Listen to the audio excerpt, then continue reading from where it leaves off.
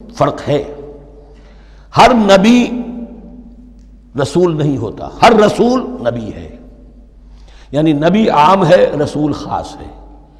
نبی کو جب کسی خاص قوم کی طرف معین طور پر بھیج دیا جاتا ہے تب وہ رسول ہو جاتا ہے.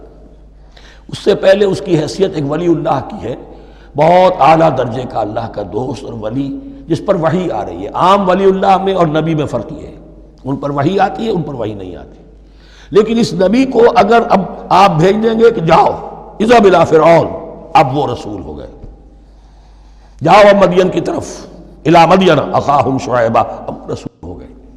تو یہ فرق ہے نبی اور رسول کا.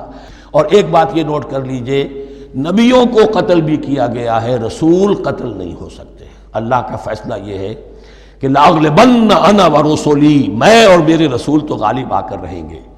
جب بھی کسی قوم نے کسی رسول کی جان لینے کی کوشش کی ہے، اس قوم کو برباد کر دیا گیا اور رسول اور اس کے ساتھیوں کو بچا لیا گیا.